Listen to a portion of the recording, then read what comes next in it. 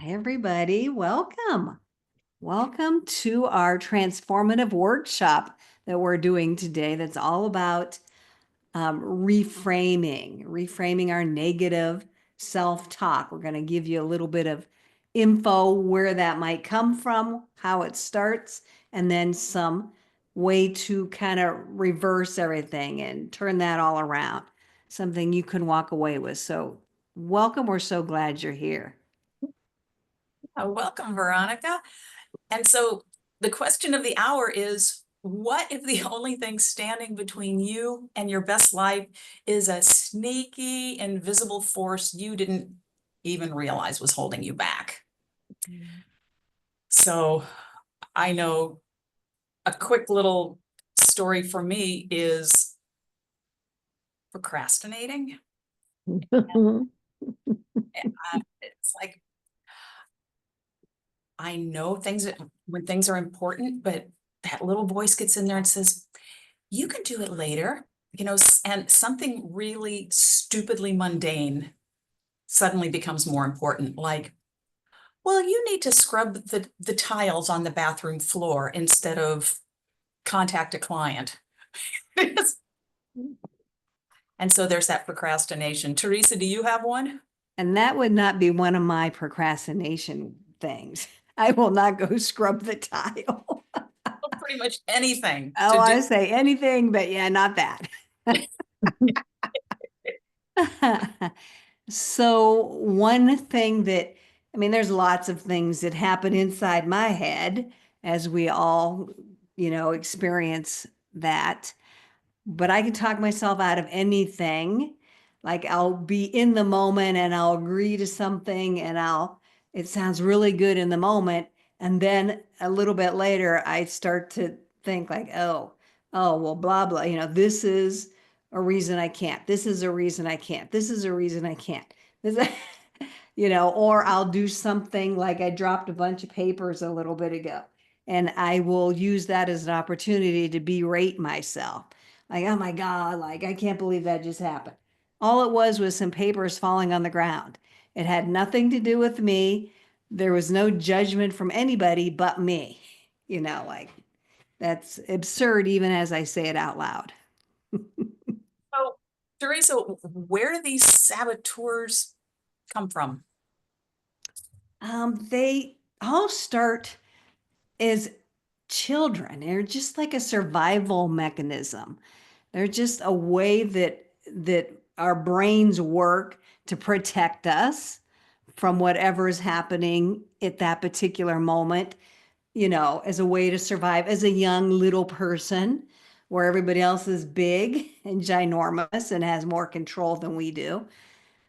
But we never grow out of them. They just move right with us into adulthood, and we seem to attach more and more and more to them.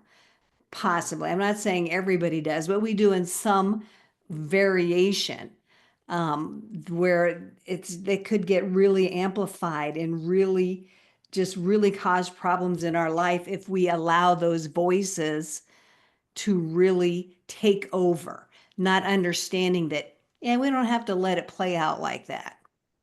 But they do become really ingrained mental patterns. And then Yes. it's just a habit of thought, Mm-hmm. reaction. Yeah. Yeah. And that's just, yeah, those grooves just get formed over time. They're reinforced by other people, other comments, and we keep this narrative going in our own brains. We're our own worst enemy, where we're just like I berate myself. Why why do I have to do that to myself? I need to stop and realize like that's just ridiculous. I don't need to think like that anymore. I'm not a child. I can now adult myself. But it does take some awareness and it does take the ability to think differently and try to step out of that groove. But we've learned, Diana Millian and myself, we've learned like we could actually put a framework and a structure around these voices and these narratives that play out in our head. And it makes it easier to get a handle on them and then to do something about them. So stepped into and we're lucky enough to find something called positive intelligence. And it lays out all of these inner personalities, we can call them. You could attach any name you want to it. These inner ways of talking to ourselves. And we can give them like an objective name or an objective label. And once you objectify them and you realize, oh, that's just my judge talking. Oh, that's just my avoider avoiding calling somebody and going to, get get that tile nice and clean. So once you kind of intellectually can understand it, it kind of allows you to distance yourself from a particular voice in a particular situation that's hijacking your thoughts. Yeah. So I know that there are more than a handful, like 10, I think, but are there a few that a lot of people have in common?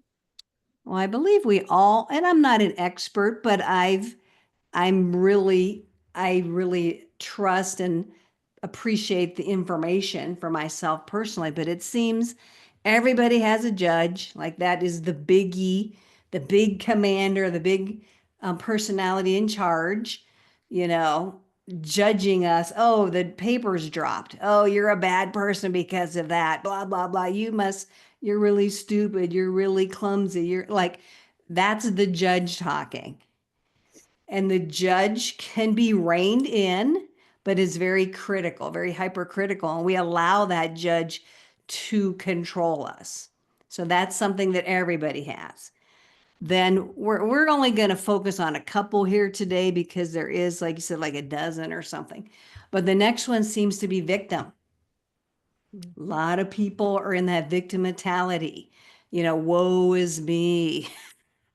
It kind of allows that person to gain some sympathy, avoid some responsibility, get out of things because they're the victim. They don't have to do certain things because they're the brunt of somebody else's judgment or somebody else's behavior, and so they're the victim, so they don't have to take responsibility for certain things. And that's a Um, super savvy way to not have to listen to constructive feedback. that's a good point. Yeah. It But that also, does, go ahead, Diane, no, I finish. was just going to say, makes it hard too to advocate for yourself. If you're really Mhm. wearing the victim hat, then Right, it's hard to stand in power and advocate for yourself when right. you're really, because my experience with these things is when the judge speaks, when the victim takes hold, that becomes our truth. Yeah, exactly. We don't question it. It's just, Right, this is me, right. this is how it is. Oh, And yes. Oh, yes. yeah, It's almost like it's our personality. right. That's our identity. And when you learn about these, they're saboteurs, you realize that's not your identity. And you can, again, distance yourself from these particular voices, these inner stories going on inside your head. But we all know victims, people who play the victim. We all have played them ourselves. I mean, these are things that are ingrained in us, and we're just learning to, um, get a hold of them, have an awareness of them, lessen their grip on us. Are you putting that into the chat, I Diane? am. Thank you. As if Appreciate you read my mind. that. Maybe I did. And then we're going to talk about the pleaser. Some people say like, I'm just a people pleaser, always trying to please others, always trying to gain their acceptance. So a pleaser might always be over helping, which could lead to self-neglect or not putting boundaries in place that should be or could be in place. And then it's like these are loops that just keep feeding itself or feeding the other one. So you can see where a victim could be feeding into the pleaser could be feeding the victim. And in the meantime, the judge is like up there judging everything, like a conductor, you know. But it's all the way our brain protects us. So we have to remember it's a survival mechanism that we don't need to carry forward once we understand them. And I know we've seen that in our workshop Wellness Your Way, where people that, it feels like guilt and for all number of reasons feel like they need to please, and they do so at their own expense, throwing their own self-preserving self-care time right under the bus. Yeah. My work needs me, my mom needs me, my kids need me, Yes. Yes. partner needs me. Which is an avoider, like you said, procrastinator, avoider. If you can worry about attending to everybody else, you don't have to attend to your own inner things, inner issues, things that keep coming up for you. You just put them on the back burner because you have to nurture, take care of somebody else. Now, we're not saying that's not a thing to do, but we want everything to be in a balanced, healthy way. We don't want one to be skewed more than the other one. We want everything, our natural tendencies to go into that balanced state. Our body wants to be balanced. Our mind wants to be balanced. It's all about bringing things in balance.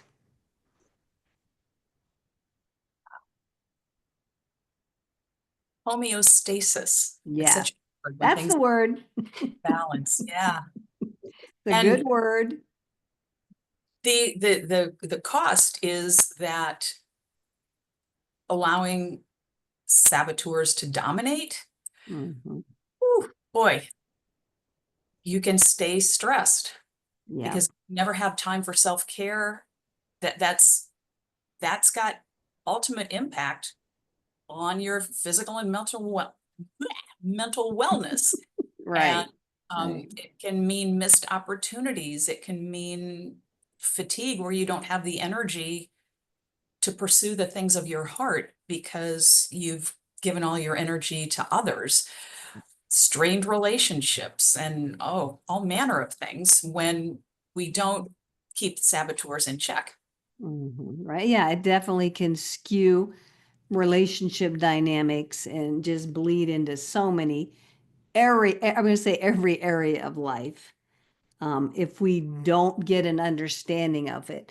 And I think many of us probably have some awareness of these things, these saboteurs, but we maybe can't put words to them. We can't label them. Like you say, we might think that's our personality and our identity, and it's really not. So we're here to say that, nah, no, if you can understand your saboteurs and detach from them, create some distance, then you can actually start to see your own identity, your own shining light that's not being inhibited by those saboteurs. Exactly. Well, just reframing it, like you said earlier, the first step to overcoming this is really recognizing it Mm-hmm. and calling it out. Like, I see you, judge. Mm-hmm. I Yep. see you trying to Yeah. derail me. Yeah. And it's been suggested by the people who developed this whole framework, give it a name, give the judge a name. I said, oh, that's just the judge trying to hold me down or whatever. And then you can kind of speak to the judge. Thank you very much, Judge. I appreciate you watching out for me, but I'm good. Yeah. And And I mean, that's like empowering just to know you have that ability to be able to do that. so agreed. And Veronica, as we've been talking about these, and I put the full list in the chat. Do any of these jump off the screen and make you go, oh yeah, that's in my head? Yeah, I have the judge, um, and I have the victim, and I am a good one at being angry at myself for not Mhm. having done something. Yeah.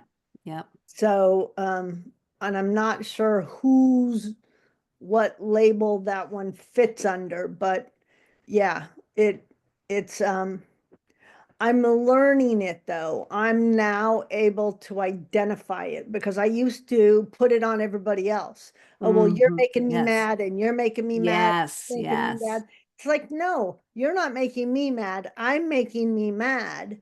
Thank you. And That's, yeah.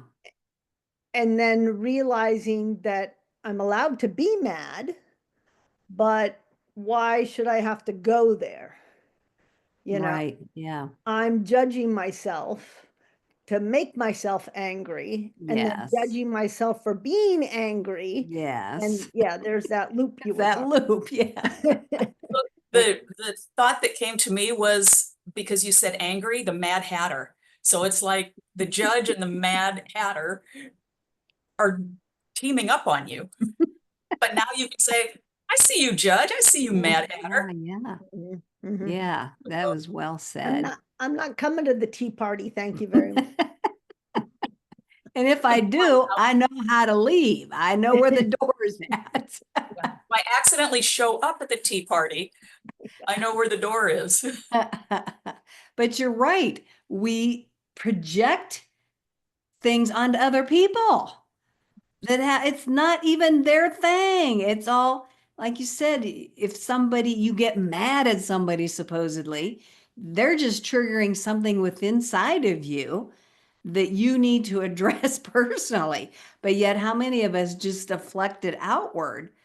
So we don't have to do that inner thoughts and that inner awareness and that inner work.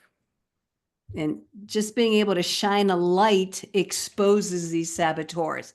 We're shining a light in them just by knowing about them, knowing that they're there. They can't hide from us. And we're going to shine a light on them. And of course, they can't stand the light, the light of day. So that causes them to diminish. So a fun little exercise that we've got here, and I think we could all do it, is let's each visualize a scenario that we might find ourselves in daily life. Identify what saboteur might show up, but then take a step beyond and think, what would this scenario look like without the saboteur's interference? So for me, my floors would probably be a lot dirtier. Ain't a bad thing, but it would, and just doing outreach when you have a business of your own can just, for me, feel intimidating. But I also know intellectually that great things happen on the other side of those phone calls, those messages. So the avoider in me is only seeing rejection, basically. Mhm. So what for me, reframing that is like, I can make a call and get a great connection. I could get a new Mhm. client. I could get a referral. And so next time my avoider shows up, I'm gonna say, yeah, I see you, avoider, and I'm gonna leave my floor dirty. Amen. Yeah, you go scrub it. Well, so I did it this morning. I had like 5 phone calls that I wanted to make to a team that didn't show up for a meeting on Friday, right? What did I do? Change the water in the hummingbird feeder. Twins? Yep, yep.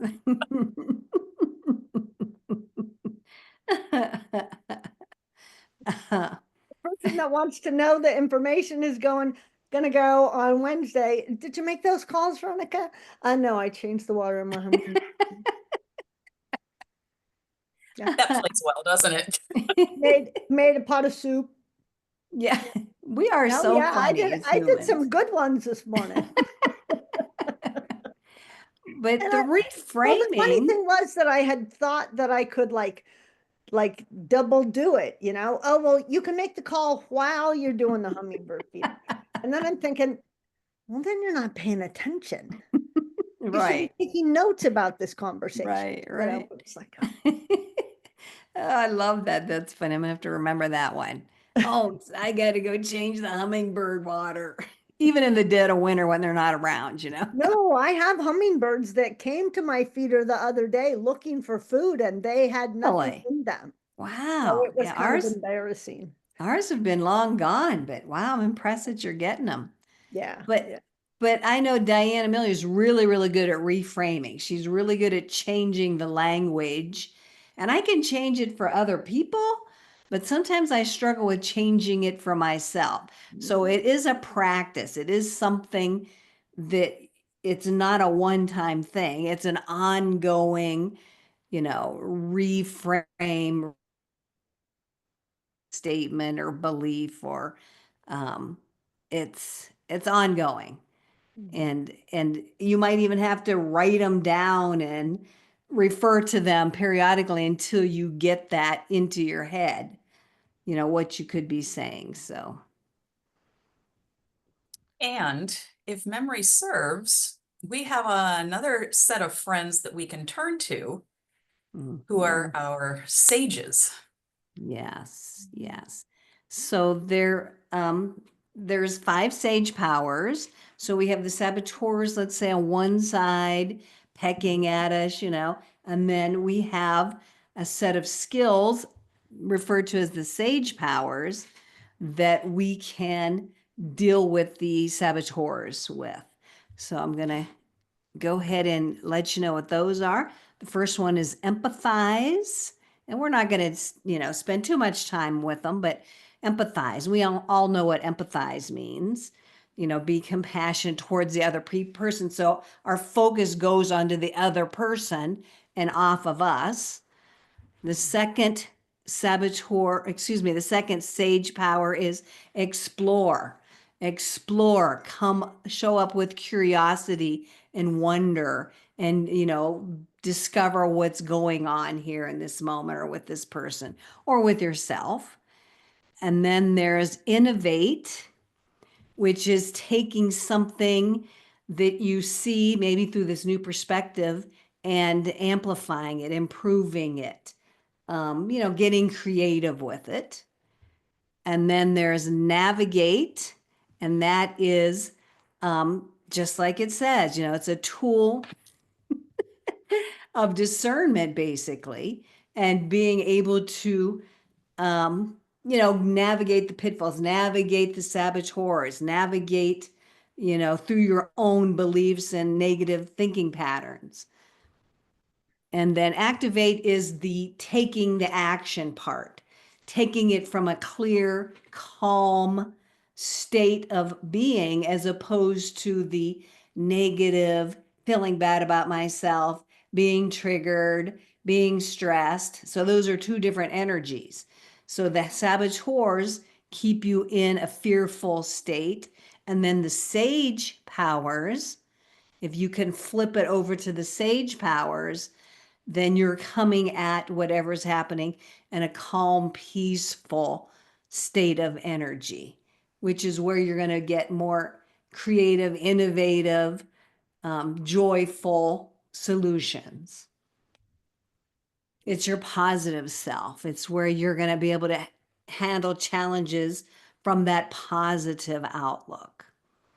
And it's like a different part of your brain. So again, it's a learning process. It's a practice.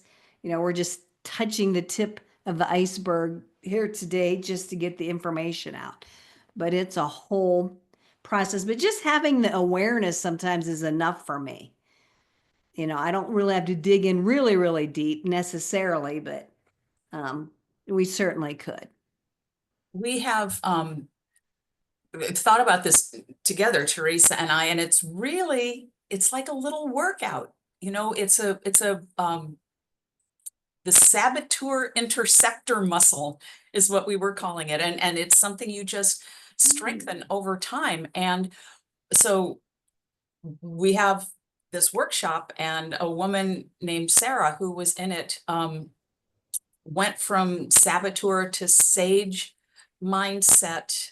She is absolutely sandwich generation. She's got a high school son, and in the apartment below where she and her family live is her mom. So she is, and she works full time. She's a college professor, and she was doing all the things for students, family, mother, you know, and not making any time for herself. And when she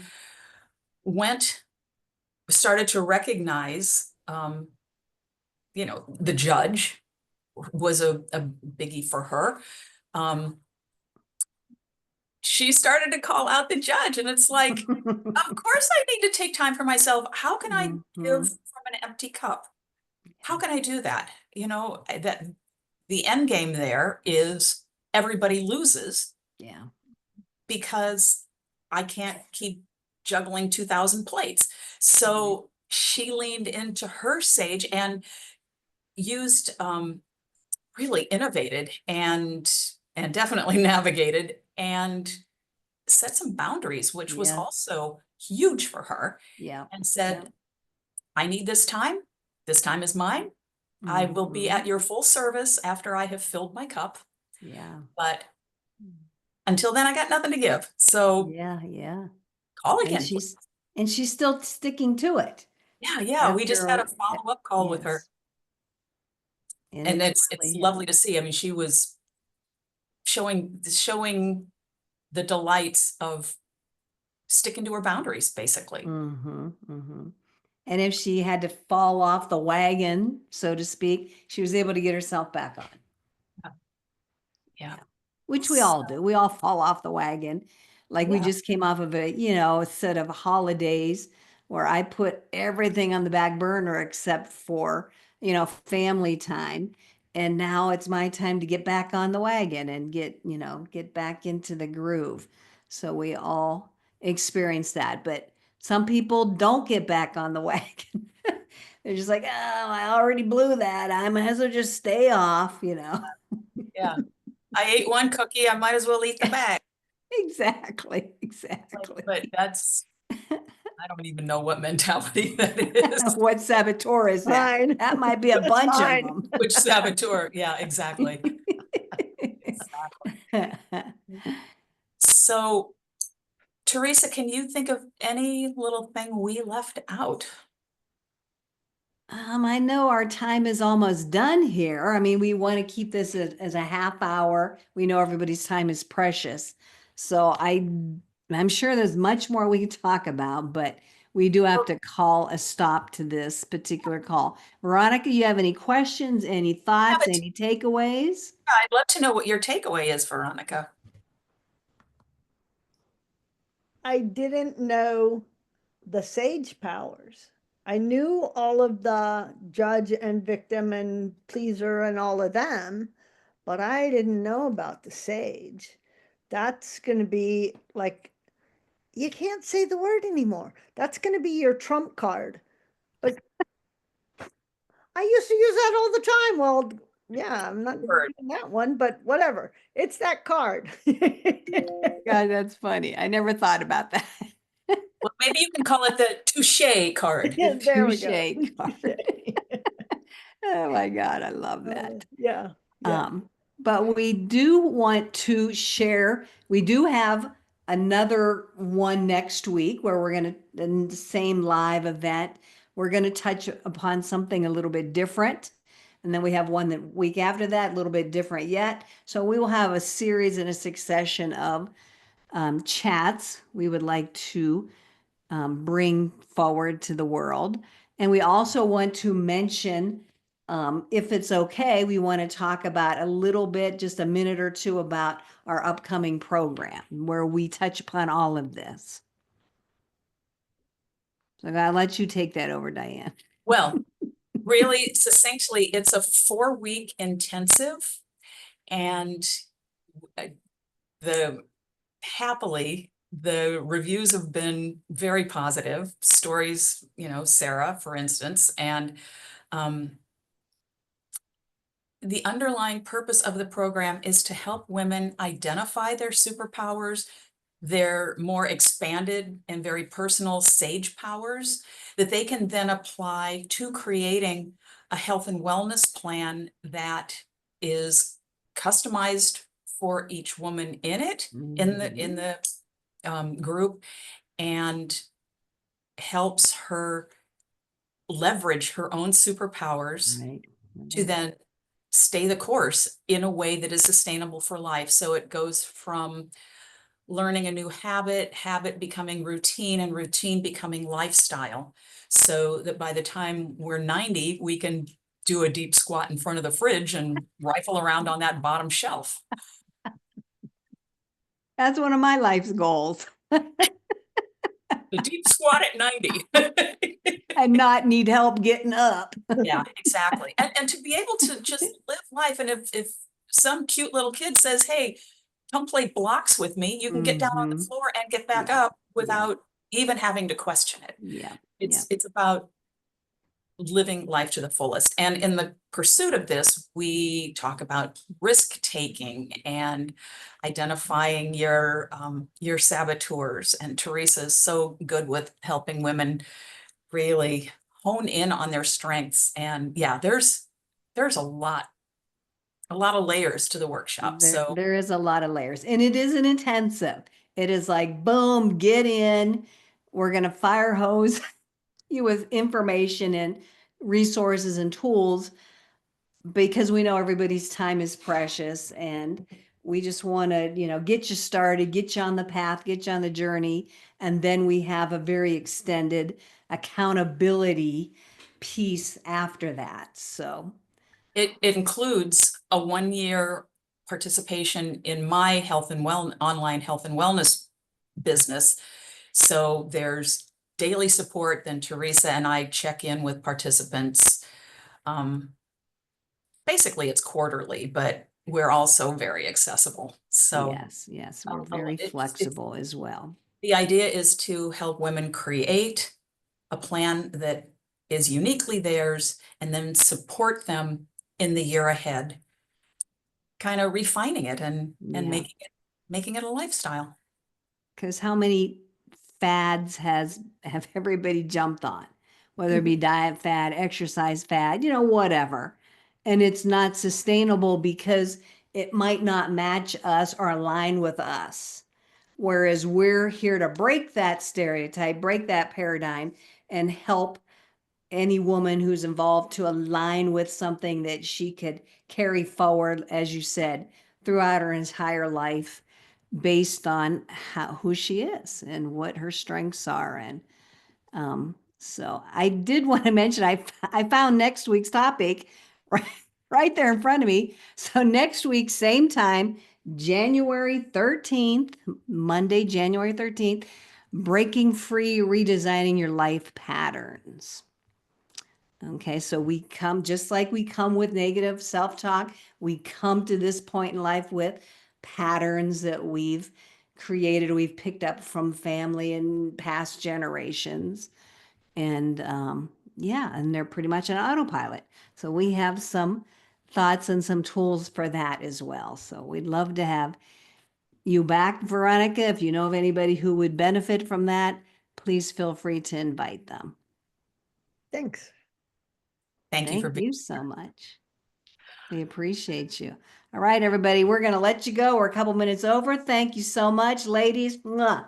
We'll see you next time. Bye-bye.